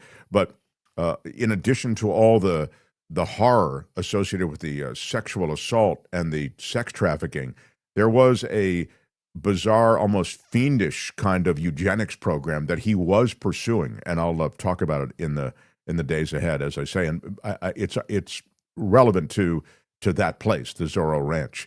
Confidence in the Supreme Court drops to a record low, David Katz. You who told us that the Supreme Court, may rescue us from various things. I'm not the only one who doesn't believe in the courts. The percentage of voters with significant levels of confidence in the Supreme Court has dropped to its lowest point since polling began on the question in the year 2000. Only 22% of registered voters nationally say that they have a great deal or quite a bit of confidence in the high court. 40% say they had some confidence. 38% said they had very little or no confidence. The previous low point, just as a note for impressions of the Supreme Court, came after the ruling that overturned Roe in 2022. Speak to the Supreme Court and its role in America now and how people maybe have lost faith in it. Well, first they did do, one case right, the tariffs case. There were 6 votes for that, including Gorsuch and Amy Coney Barrett, who were both, picked by Trump. So in that sense, the system worked. It was also an egregious lack of authority. There was no emergency. It was so plain that there was no emergency. So I don't say that vindicates them because they got one case right, and they've got a lot of other cases wrong. They got a lot of orders on the shadow docket wrong. And I think that Kavanaugh, especially, people really lost respect for him because you could see that, the two are rubber stamps. Thomas and Alito are just rubber stamps. There's something about the way the country, I think, has moved politically, or the social dynamic has moved, that they just stand there like, stop. We're going to reverse Roe v. Wade. We're going to have presidential immunity, huge presidential immunity, because it's Trump who it's going to basically apply to, they thought. But that people lost so much respect for Kavanaugh. And, I don't know any inside information, but I think that Kavanaugh got down on his hands and knees and begged Trump not to take him out of the running, because there was a real thought that they were going to take him out of the running. That's when I used to be on Fox and Laura Ingraham so much, because while she's not really interested in the other side of the story, she was interested in the other side of the story, whether they ought to dump Kavanaugh, because Kavanaugh was so controversial. And this Dr. Ford, who came forward and talked about sexual misconduct by Kavanaugh, although it was decades before, but still it was like, do we really want to pursue this Kavanaugh? Why don't we pull Kavanaugh back? And the Republicans were thinking of pulling Kavanaugh back. And I always thought that he begged and pleaded, he humiliated himself so that Trump would not pull him back. And that Trump reminds him of that. He reminds him, you begged like a baby for me not to withhold your name, pull your name back for the Supreme Court. And he seems to have this amazing sway over Kavanaugh, which was really shown in that case because, Gorsuch, Amy Coney Barrett, the chief, they got it right. And Kavanaugh couldn't see that there wasn't an emergency. So I think the Supreme Court has lost a lot of the respect that it had, certainly with Kavanaugh joining, so many decisions that are 5-4 or 6-3. And it looking like the only 3 that are doing something commonsensical are the ones that are appointed by the Democrats. So I think Democrats are totally disillusioned with the court. I think that's fair to say. And of course, the law and order, the law and order crowd, between the things that they've allowed to go on, this, presidential immunity, which is so monstrous. Other countries don't have this. There's third world countries where the leader knows if you take bribes and you get caught, something really bad's going to happen. Trump doesn't have to worry about taking bribes and getting caught. It's so remarkable how monstrous that decision was. So that one alone, plus Dobbs, where they reversed, Roe v. Wade, and all the aftermath of it, and the way women especially have had to suffer under that decision. So of course the Supreme Court has lost a lot of its credibility because people think they're not just, ruling based on precedent, but they're, especially the 6 of them, that the 6 of them are just, they're Republicans, they're Trumpsters in black robes. Yeah, it's disheartening in the extreme. And it's no wonder that the Supreme Court, which has always been political, David Katz, I mean, Yes. but has really become so extremely overdriven in this way. And also how it seems, and I think you're so right to point this out, the monarchical sort of instinct that they have that America should somehow be granting, as you say, the kinds of complete powers to the apparent king of America. We call him the president, but if he's got the kind of immunity that you've referred to and can do the sort of things that we see him doing right now, open corruption and self-enrichment, and that is influencing U.S. policy.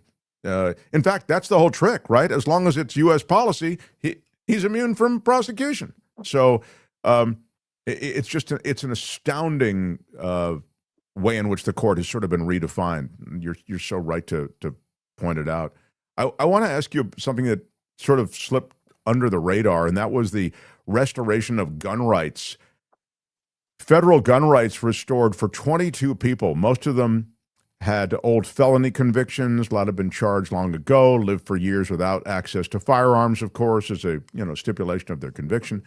One was a recent felon, Republican Arizona State Senator Jake Hoffman. He was indicted in 2024 for being a fake elector in 2020, one of dozens of people that Trump pardoned in November. And now he is getting back his gun rights.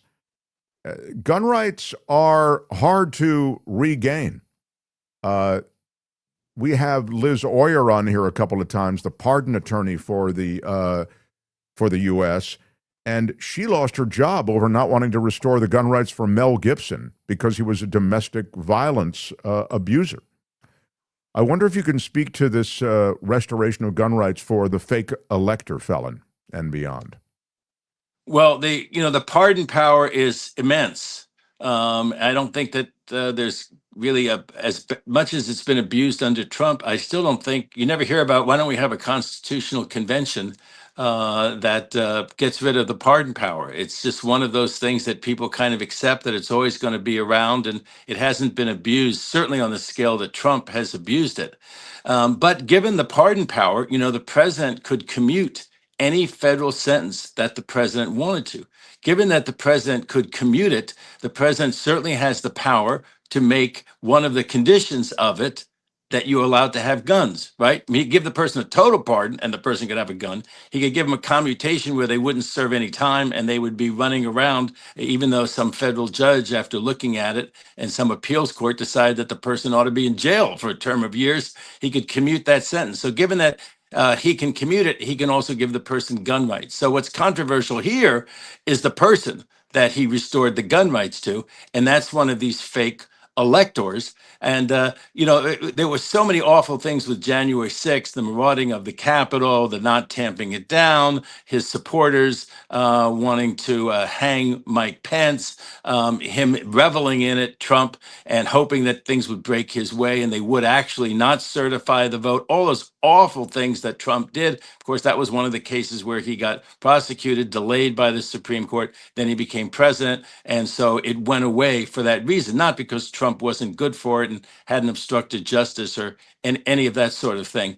But with all of that was so awful, and then he tried to leapfrog the number 7 guy at the Department of Justice over the others and create this brouhaha that there had been cheating in the election when there hadn't been, and just let my Republican Congress members take care of it from there and start with all the political brouhaha that Trump did. But in addition to all of that, there were these slates, and the idea was that there would be these alternate slates of electors.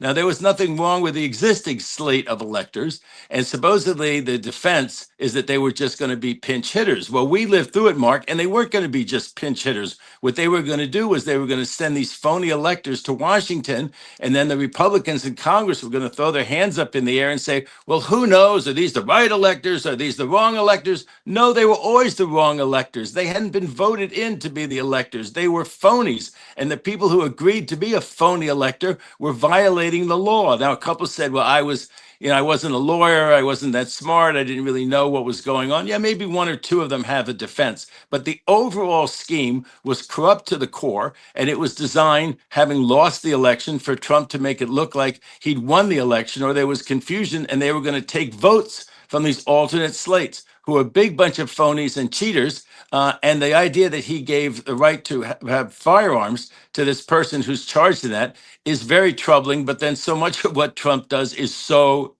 troubling. Starting By the way, with that this is war. a picture of Jake Hoffman. He's the Arizona lawmaker, the fake elector, and the gun enthusiast who got his gun rights back. Go ahead, David. Sorry.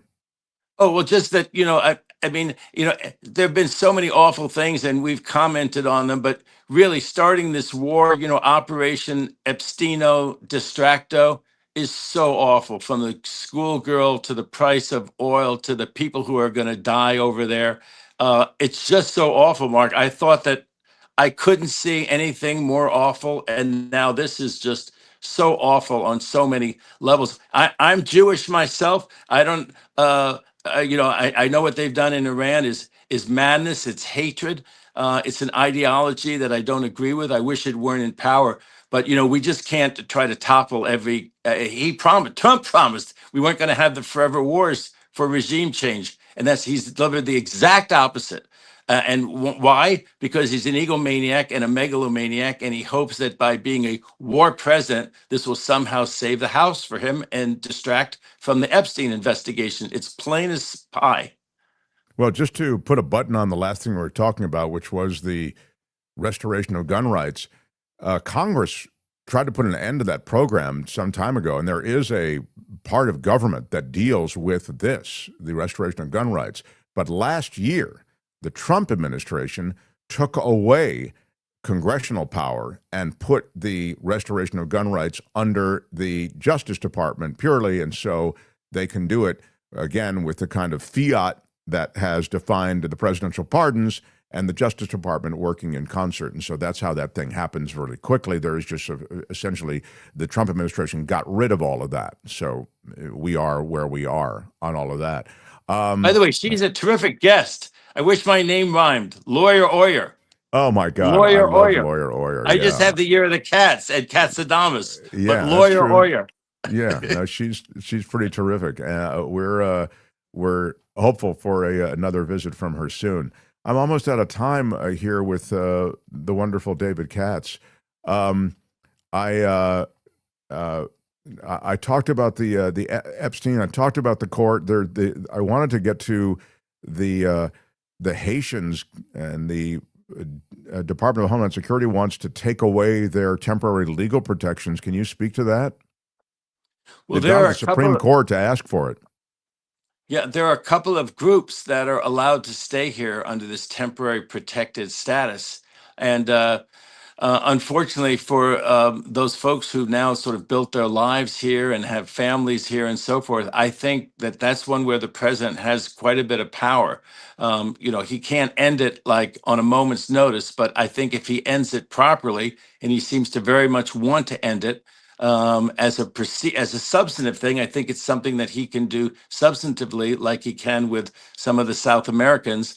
They came here under emergency conditions. I think his administration can say the emergency conditions no longer hold, and I don't see the U.S. Supreme Court reversing him. That doesn't seem to me like something that's, has no factual basis, like the emergency tariffs had no factual basis. I think once he gets letters from the State Department and so forth saying that things aren't so bad in Haiti as they used to be. Now, I know people out there saying, are you kidding me? Haiti's been awful and awful for a long time. But the idea was that these countries were going through an emergency crisis. And now the emergency crisis that allowed them to come here en masse is over. So I think they should get good lawyers. They should do whatever they can. But as a group, I think that Trump is going to be able to curtail their rights to stay in America, or their privilege to stay in America. You think on the way out here, give me a prediction that the new round of tariffs, as he attempts to tariff countries in an additional shakedown, will be held up by the courts, meaning will be okayed by the courts, won't be overturned by the courts? In other words, he won't be restrained by the courts, do you think?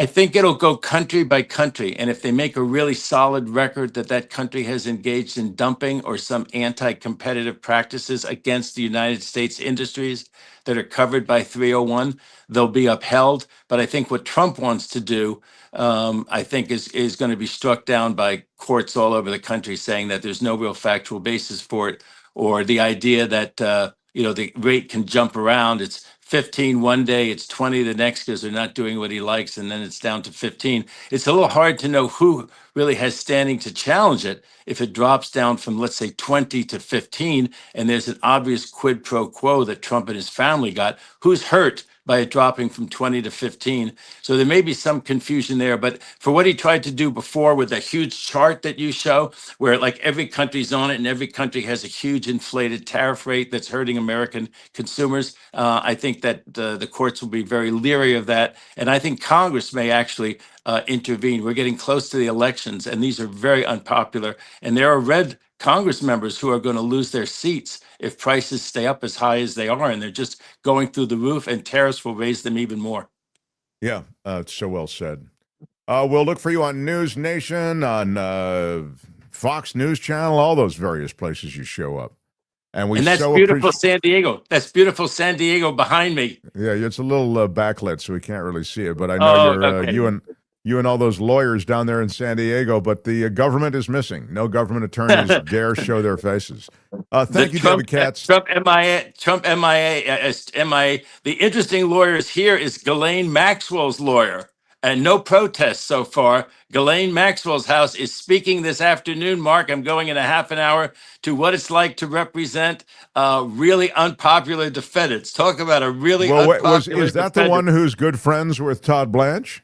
Yes, that's David Marcus. He's not technically in the administration, so he showed up. And a fellow named Jim Trusty and some of his friends. He's a nice guy. He was the Trump one lawyers, but they're not on the Trump team anymore. Yeah, but I mean, it's like, are you kidding me? What's the tough part about representing Ghislaine Maxwell when your best friend is Todd Blanche? I mean, my God.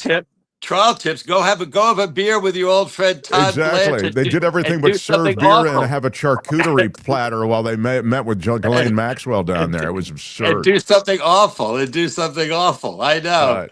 Love you, Katz. Talk to you next week. All right, my friend. Hey, it's great to be with you. I'll be back in LA next week. Take care. All right, David Katz, everybody. The Mark Thompson Show. Yeah, the distinguished counselor. Thank you for those super chats and questions for him. Very, very cool. I do have to get to a chunk of Trump, which I have standing by. Chunk of Trump involves a Titanic-inspired statue, which I will get to. You have to see it. But first, give me a minute to talk about Zellman's. Zellman's Minty Mouth is... it's amazing, really, how well it works. As I've told you, we test drive things before they get here on the show. Gave these guys a month. Zellman's Minty Mouth, as it's called. On the outside of these tiny capsules is this fresh stuff that in your mouth just gives you an explosion of like spearmint, peppermint. And then on the inside, there's a tiny capsule, and you swallow that. I take 3 at a time, actually. And in the capsule is parsley seed oil that interacts with the contents of your stomach, and it neutralizes bad breath. And it really does work. We take it before bed, and it fights morning breath. If you drink a lot of coffee like I do, onions, garlic, these are things, all of which can be neutralized by Zellman's. Zellman's Minty Mouth. Try it for yourself and use our discount code, Zellmans.com, Mark T at checkout for 15% off. Zellmans.com, Mark T at checkout for 15% off. Zellmans.com. Hey, which one do you use, Mark Thompson? Use Mark Thompson. The Mark Thompson Show. I love it. Smash the like button. Thank you. I want to shout out to all of my Patreon and PayPal subscribers and supporters. You guys are the backbone of the show. Allows us to make plans to hire people because you give us a payroll, frankly, so I can pay everybody on this show. It's not easy. So I really appreciate it. It's a show that requires help, and appreciate everybody like Lim Shamshoyan, or you say Shenshoyan, right, probably. Why do I always struggle with Lynn's name? It really is a trouble that I... Would you like to apologize for what you've done? I would like to apologize. I'm sorry, Lynn. You're a big supporter. I mean, Lynn may be one of our leading supporters, and Big shout out. Lynn Shamshoyan, I still... maybe she likes having, the more you say the name, maybe the better it is. Anyway, Lynn, love you. Thank you. Thank you so much. Thank you so much. Wes in Florida with a $5 super chat. How dare you, sir? You told all these people you're going to have a show, and at 11:08 a.m., still no show. Good day, sir. I know. Good day, sir. Yeah. This is the perfect moment to announce that next week we're going to do a little presto changeo. Yeah, we do want to give you a major announcement. A major announcement from the Mark Thompson Show. A major announcement. Starting... It always gets me at the end of that major announcement thing. Starting on Monday, the show will begin at 11:30. What? On the East Coast, 2:30 on the West Coast. What? No, wait a minute. 2:30 on the East Coast. What? And 11:30 on the West Coast. What? Yeah. We're bumping it back about, 19 minutes. And this is their new hoax. I know, it's real. We are going to do it. We'll start it on Monday. That's not fake. That's real. Please tell everyone that we will be starting at 11:30 on the West Coast, 2:30 on the East Coast. You found the Mark Thompson Show. Yeah, you'll have to find us like you normally do, but don't look for us in the 11 to 11:30 hour or the 2 to 2:30 hour on the East Coast. We'll start at 2:30 Eastern Time. 2:30 Eastern Time. So we could try ignoring it, sir. Please We're experimenting. share the word. Yeah. Let's see if it works out. Richard Delamater with a $2 super chat says, just great. Multiple environmental disasters. Yeah, it's incredible. What can I say? You're right, Richard. Richard Delamater got a haircut.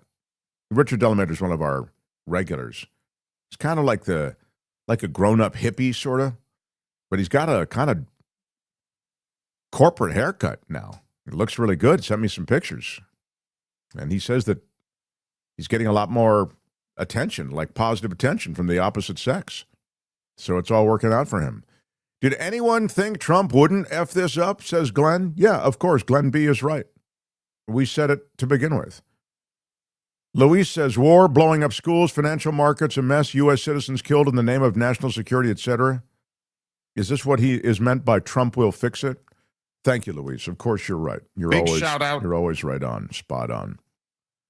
Bob Fett says, for years, Trump warned, I guess we're doing comments now. And now, your comments. Right. For years, Trump warned that Obama and Biden would attack Iran to divert attention from their failures. Now Trump is no longer projecting, is he? We played that very cut, and I'll play it for you tomorrow. There's a super cut of him saying it over and over again. Yeah, what Bob is talking about. So you're exactly right, Bob. Thank you. Please let us not forget the poor dogs and cats, says Richard Delamater. Well, I mean, I always think that that's something not to forget. All creatures of the earth. Super sticker from Lucy McAllister. My second favorite McAllister is Kim. My first favorite McAllister is Lucy. Big shout out. Big shout out to you with a $20. You almost messed super that up. Sticker. It was this I did. close. Yeah. I almost messed it up. And just to be clear, the gulf between the two is getting bigger and bigger every day. Seriously? Seriously, what the Oh, my God. I don't know. This is a man with anger. This is a man that has resentment towards you. Joe Rogan is a self-professed moron, and I don't know if he's a self-professed moron. I mean, does he say, I'm a moron? That would mean he's self-professed. But anyway, Joe Rogan is a self-professed moron, says Luis, and Maya Angelou and I believe him. LOL. Well, he is. I don't watch a lot of Joe Rogan, and I think he gets some great guests through there, and he's very powerful. But wow, that he got sucked into this crap where Trump is, going to end all wars. I'll end them in 20 minutes. I won't even be before I even get into office. A simple phone call. You think that you can just bullshit your way through ending wars? Is that what you think? Mark, my Sweet 106 cupcakes arrived, says fishing for felines with a $10 super chat. And Sweet 106, if you're just joining us, our delightful new sponsor. My Sweet 106 cupcakes arrived UPS last night for my birthday. Why is it never mentioned that each cupcake is a full pint in size? Yeah, they're really healthy sizes. I only wish Governor Newsom delivered it himself. The suburbs of Indianapolis. I love hearing that, fishing for felines, and I love that you got the product and that it's, super substantial. And what we found out today, and then I will get to Chunk of Trump, even though I know it's late. What we found out today is that you can freeze it for 2 months. It's okay in the freezer. And so you can order a lot of it if you want. And then also she endorses microwaving it to give it give it a little pop. And I'm looking forward to trying that. I'm actually going to try that later today.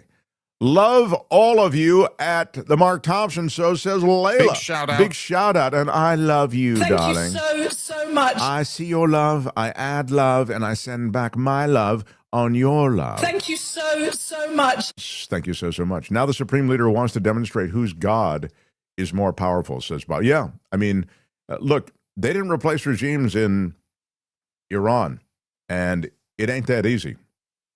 So this may be, now, what Trump should do, I mean, what Trump should do is have his finest scientists invent a time machine we can all go back in, but we can't do that. So Trump should, declare victory and leave, to use the oft-used strategy. It's a horror show that he's gotten America in, and the Straits of Hormuz will take a long time to reopen. It's taken about 20 million barrels of oil supplies every day off the market, and prices are about 30% higher right now. It's remained closed today. It's thought that, based on all the reporting I'm seeing, that it will be weeks. And analysts are all saying prices would climb to probably $150 a barrel. That could send the U.S. and other economies into recession. Countries are trying to empty strategic oil stockpiles to relieve price pressures, but none of these ideas, in terms of strategies associated with the release of strategic reserves, are going to in any way replace the kind of interruption. So I'll mention this. This is from Barron's. Reopening the Strait of Hormuz is such a complex task that even a force with overwhelming power like the U.S. has no easy solution and could be stuck cobbling one together for weeks or even months. The presence of mines severely increases the degree of difficulty depending on how many there are. A Wall Street Journal report saying that officials believed Iran had placed fewer than 10 mines in recent days. But CNN says it was in the dozens. The problem is that the strait can't be cleared solely through a bombing campaign or an attack by destroyers. Iran's navy has been severely depleted by the U.S., but the country doesn't need large attack ships to scare commercial vessels away. We've made this point repeatedly. The weapons are fast attack boats, missiles, drones, and mines. And layered on top of each other, Barron's notes, they become exceptionally difficult to remove. Here's the quote from the chief research officer at the Center for Naval Analyses. They've created an integrated vertical stack of threats that can cover the strait from undersea all the way to above the surface. once the mines are in the water, this becomes, quote, one of the most dangerous scenarios that people who focus on the Middle East have been thinking about for decades, he said. When there was a major paper for U.S. Central Command written examining the military challenges of clearing the strait, this is back in 2011 they wrote this paper, okay? And U.S. Central Command, this paper was written for them, they are leading this war that we're involved in now. They compared it to a famous military disaster during World War I. In 1915, the Allied forces, including Britain, tried to take control of the Dardanelles Strait, which was controlled by the Ottoman Empire, part of Turkey, right, today. And the Allies didn't adequately prepare for multi-layered obstacles. Again, it's not just the mines. It's the mines, it's the fast boats, it's the drones. And it was mines in the water then and guns on the shore back then. And there was a disastrous ground campaign. How many people lost their lives? Over 100,000, 250,000 casualties overall. So the U.S. military has known for years that Iran has the ability to close the strait, but most figured that, Iran had an interest in keeping the strait open. But now they're fighting for their own survival. So why not shut it down? I mean, they don't have a lot of other military options. It's true that we have hobbled them in many ways. But if you back them into a corner, this is what happens. President Trump has said that the U.S. could send naval ships to escort tankers, this is from Barron's, through the strait. But doing so comes with its own risks. Ships would be vulnerable to mines and projectiles launched from shore. The U.S. is not going to do this. I think the strait is closing down for a long period of time. And this mining of the strait and using the strait strategically is brilliant. And it's exactly the kind of thing that this administration didn't account for. They are all boom, these guys. Hegseth, Trump, they're all boom and no thought. So they'll need an exit strategy, and they don't seem to have one. And meantime, the economic community of the world is going to pay a price. So, The Mark Thompson Show. I promised you a chunk of Trump. Let's do it. Are you ready, Kim? Open wide. Ready? Here comes your chunk of Trump. It's my favorite food. With your first bite, here's Mark Thompson. I have a feeling it's going to be beautiful. Yes, it is a Titanic-inspired statue depicting Trump and Jeffrey Epstein. That's right. And it sits there proudly in Washington. Jake Tapper takes you for a tour of it. You will see this image. It is a statue of Donald Trump and Jeffrey Epstein as Jack and Rose from the Titanic. And there is a plaque here that says, "The King of the World, the tragic love story between Jack and Rose was built on luxurious travel, raucous parties, and secret nude sketches. This monument honors the bond between Donald Trump and Jeffrey Epstein, a friendship seemingly built on luxurious travel, raucous parties, and secret nude sketches." It's said that this guerrilla art, if you will, is done by a group called The Secret Handshake. What's interesting is it's in the shadow of the Labor Department, where there is a huge banner of President Trump. Not the only one, there's also one at the Justice Department. There's also a banner here that says, "Make America Safe Again," and there is the insignia of the secret handshake. President Trump has denied any and all wrongdoing in his relationship with Jeffrey Epstein. So in Washington, D.C., it's almost like a trolling for trolling thing going on here. Even just driving to work is not a simple measure. You get besieged by intense political debates. Yes, It's a classic troll, but it gets more and more interesting as Trump can't really escape Jeffrey Epstein except apparently to maybe start a war. Meantime, there is a new flight of shoes being worn by many at the White House because Donald Trump says you can tell a lot about a man based on his shoe size. Sitting behind the Resolute desk, Donald Trump looked at J.D. Vance and Marco Rubio and their feet and said, Marco, J.D., you guys have Essie shoes, using the S word. Asked their shoe size. Rubio said 11.5. Vance said 13. Trump leaned back in his chair and remarked, you can tell a lot about a man by his shoe size. The story reported by the Wall Street Journal.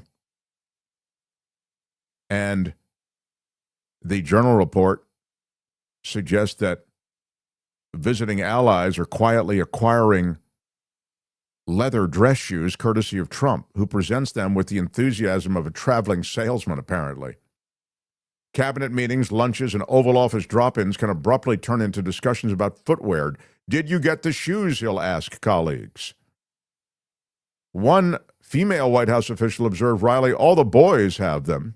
It's hysterical because everybody's afraid not to wear them. And what they're doing is wearing shoes that come from Florsheim, which is a firm founded in Chicago in the late 1800s.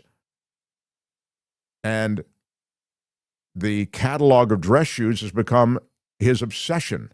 Many pairs retail for about $145, fairly modest for a guy who's wearing, high-end Italian shoes there in the White House. Trump, now 79, reportedly began searching last year for something more comfortable to wear through the long days in office, and he settled on Florsheims, began ordering pairs for others as well.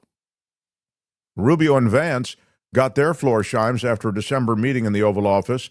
Pete Hegseth, Howard Lutnick also joined the club, and Sean Hannity, Tucker Carlson, and Republican Senator Lindsey Graham have all gotten shoes.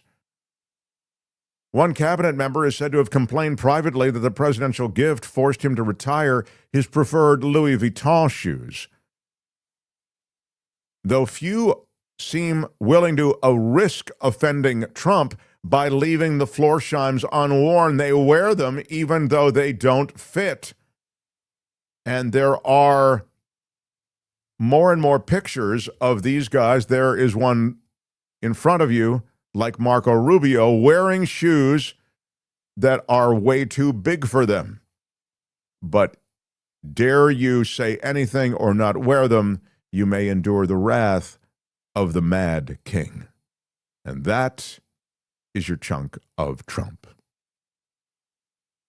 That's it for this edition. Well, I really enjoyed it. But make sure to join us again next time. I think you might want to listen. There's nothing wrong with listening. For another chunk of Trump. We are wrapping up around here, and let me get to anything I need. And now, your comments. Do we have any comments? I thought we did them all. I don't know. Trump is a war criminal, says Reuben Michaels. I cannot disagree. I mean, sadly, it is true. Thank you for the super chat. Lynn Shamshoyan, again. Wow, she's terrific. I don't know. Big shout out. Yeah, exactly. I don't want to give her the thank you. Four thank yous. My God. You said her name really well that time. I'm proud. Well, I now have it. She's trained. She's slowly been training me. And now I've got it. Lynn Shamshoyan. Thank you, Lynn. And to all of the Shamshoyans. Beam me up. Beam me up too, Scotty says, dang, what am I going to do? I set my clock by your show every day. Since you started Here and Now, my life will be regularly 30 minutes late. I just might increase my monthly donation now. Thank you. Beam me up too, Scotty. I'm excited by that. Big shout out to you. Yeah, we're starting the show at 11:30 Pacific, 2:30 Eastern time every day, starting Monday. Bob Fett in I think it's Boba Fett. It's a Star Wars character. Oh, I'm so sorry. God, Sorry. Here I am calling him Bob. I know. Are you guys, everybody's laughing at me while I'm doing this? I was just trying to like smooth it over, but oh, thank you very much. We could try ignoring it, sir. No, I think they were ignoring it for too long. Yeah. Would you like to apologize for what you've done? Yeah, I think I stand corrected. I stand corrected. So what is it, Kim? Boba Fett. Boba Fett.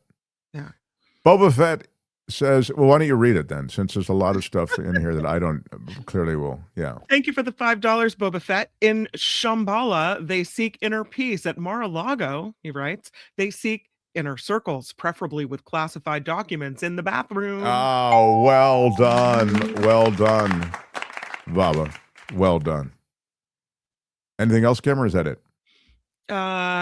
Well, there's so much more I could say. And now, your comments. Okay, that'll work. Oh, you don't want everyone? Okay. All right, well, we'll do this one from No, Oleg. I don't know what to do. Kim, I will do whatever you want. Okay, well, these are yelling? some comments that I had saved along the way that I You found. can't afford to drive to the job you don't have. There you go. There you Wow, go. that's a great comment. Thank you. How many days will go down in infamy while Trumpstein is president? Yeah, exactly. I mean, every day does seem infamous. Thank you. Glad to see reporters go straight at Trump with clear, point-blank questions. They finally grew a pair. Yeah. We have way more on the reporting crew that is at the White House tomorrow. So I'll get to a lot of that. Yeah, this is, I know. I'm not happy either. It's funny how my MAGA hat friends, acquaintances, and relatives screamed bloody murder when gas prices rose under Biden, but now, crickets.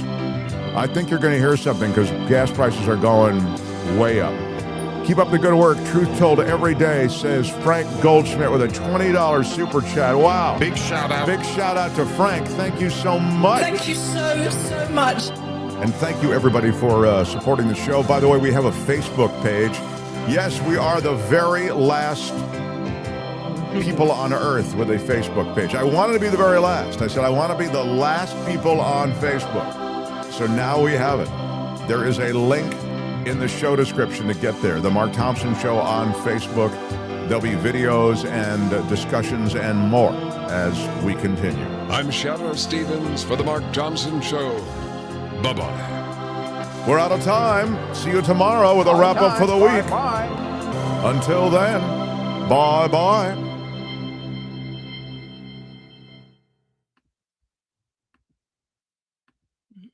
Maybe bye-bye. Well, you have to hit the, yeah. I'm trying and it won't click.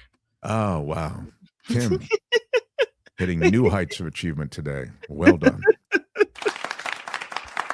I don't know why it won't go. You still got the Boba Fett and is the OG Mandalorian. Mark, ever seen Star Wars? I did see, I mean, I saw it. I don't think I saw Mandalorian, though. I've seen some of the Star Wars movies. I'm just killing until... Want me to do it, Kim?